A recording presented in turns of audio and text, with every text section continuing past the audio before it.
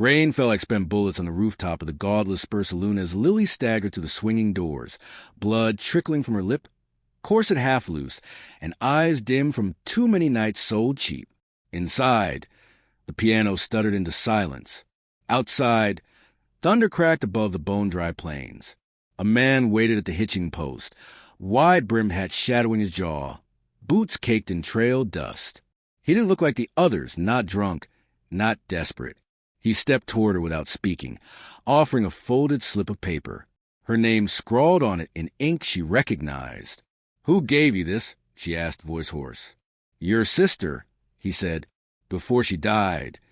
Lily stared at the letter as if it might catch fire in her hands. Her sister, dead these 4 years. But the signature was hers, Maybelle, in looping, childish script. Inside the letter, a plea. "Run. There's a ranch north of Perdition Bluff. The man owes me. He'll take you in. Just say you're my kin."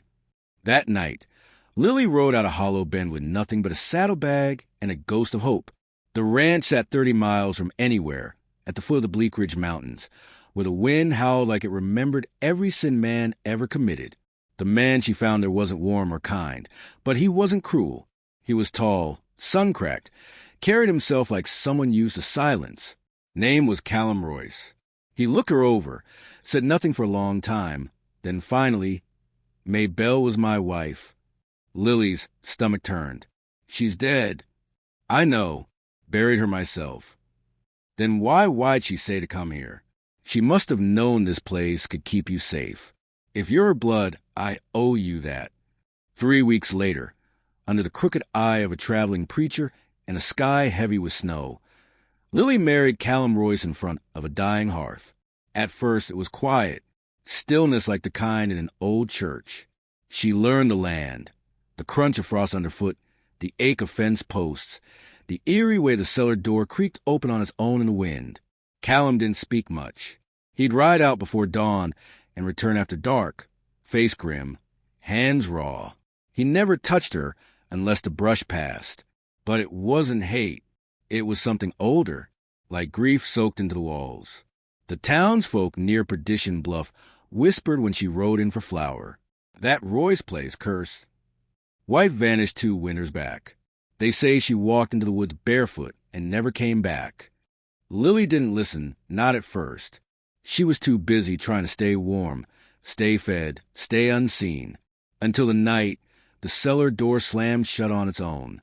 She went down with a lantern. The earth was cold beneath her bare feet.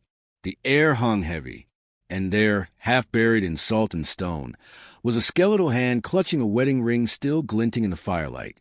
She didn't scream. She just whispered, "Maybelle?" From above, the creak of floorboards. And Callum's voice, soft as death, "You weren't supposed to go down there." Callum stood at the top of the stairs, silhouetted by lantern light, a rifle resting casually in his hands. But his voice was low, weary, as if the weight of what she saw had already crushed him years ago. "She wasn't supposed to be found," he said. Lily stood frozen in the cellar, the lantern trembling in her grip. "That's her, isn't it? Your wife?" He nodded once. "I thought you said she died." "I said I buried her. I never said she died, right?" They sat in silence at the kitchen table that night, a single oil lamp between them, flickering shadows across their faces. Outside, a coyote howled long and thin. "I didn't kill her," Callum finally said. "But I didn't save her neither." Lily's hands curled into fists on her lap. "Why didn't you bury her proper?" He stared at the flame like it might burn the truth clean. She came back after a year gone, walked in with eyes that didn't see. She weren't right in the head no more, babbling about a preacher who wasn't a preacher. Said she saw our baby again, the one we lost. Then one night she went still. I found her down there in the cellar, holding that locket, whispering to the dark. You left her there. I was scared of what she'd become. Afraid if I moved her, she'd wake. Lily didn't sleep that night. Not when the wind sounded too much like a voice calling her name. The next morning, she rode into town, desperate for answers. At the general store, an old ranch hand named Silas leaned against the porch rail. chewing tobacco and watching her with narrowed eyes. "You're the new Mrs. Royce, ain't you?" he asked. "I'm Lily, Maybelle's sister." He spat into the dirt. Maybelle never had sister. The ground dropped out from under her. "What?" "Only child. Her folks died in a fire when she was 10. Everyone knows that." He looked her up and down, then muttered, "That ranch eats people. You ought to leave before it eats you, too." Back at the homestead, Callum wasn't home, but someone else was. A boy, maybe 10, standing by the barn, barefoot and thin as a whip, mud on his cheeks, wide, haunted eyes. "You see my ma?" he asked. Lily froze. "Who are you?" He pointed toward the hills. "She said she'd be back, but she never came." Lily reached for him, but the boy darted away, vanishing behind the wind-battered trees like smoke. That night, the storm came. Lightning struck the ridge. The sky split open. Lily clutched the cellar door as wind shrieked through the gaps in the wood. The boy's voice echoed to the thunder. "Mama." She grabbed her coat and rifle, heart pounding, and stepped out into the rain. She found Callum at the far edge of the pasture, kneeling beside a patch of disturbed earth beneath a lone cottonwood. He looked up, rain running down his face like tears. "There's things you don't understand," he said. "She lost more than a child. She lost herself." Lily stepped closer, soaked to the bone. "And what did I lose, Callum? A sister who never was? A name that isn't mine? Why did she send me here?" Callum looked at her like he was seeing someone else. "You weren't her sister. You were her other life. She told me about you, the girl in the mirror, the one she became in the saloon. She wrote you into being. I'm not real. You're real now." Lightning cracked above them. The storm peeled open the land, and the truth came spilling out. Inside the disturbed earth, Lily saw it. A second grave, fresh, too fresh. She turned on him, gun raised. "Who's in there?" Callum didn't answer. Behind her, the boy's voice whispered again, this time right at her back. "Mama?" Lily turned. No one. The wind roared like cannon fire. Rain carved rivers through the soil, unearthing bone-white roots and darker things beneath. Lily gripped the rifle tighter, heart pounding.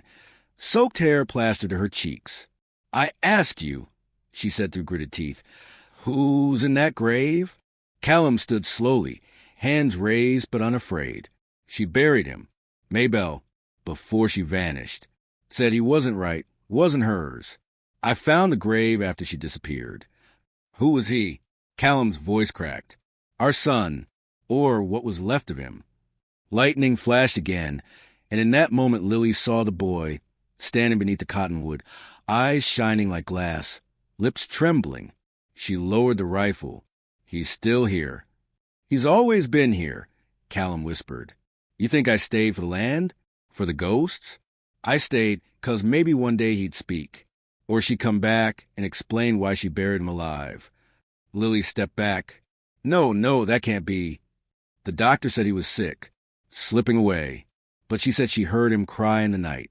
Said he clawed at the cellar door. The storm swelled. Thunder shook the ridge. The cottonwood bent in the wind like it, too, remembered. And then a whisper behind them. A figure walked slowly from the edge of the trees. Barefoot, hair tangled, eyes empty as a grave. "Maybelle." Lily gasped, stumbling back. The woman's mouth moved, but no sound came.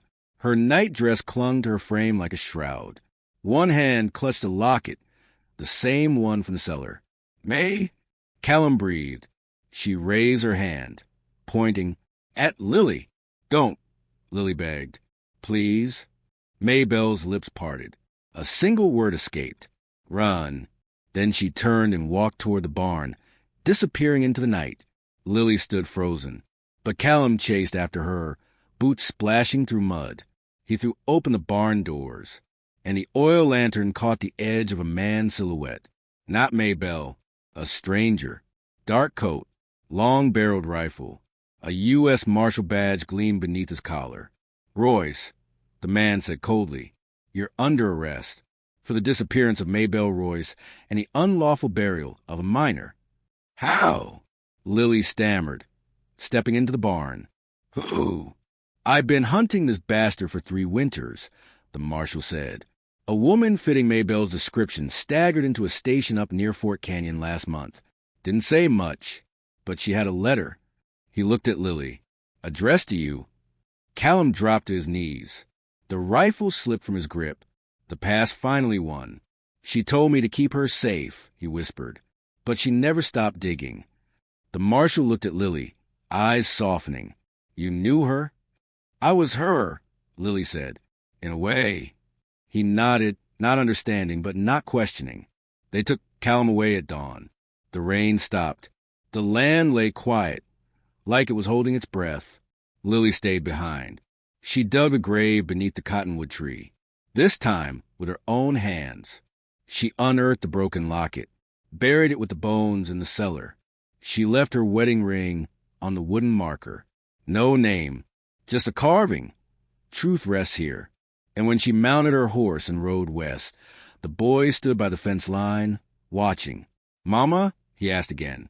Lily didn't answer. She just rode, toward the sun, toward something real,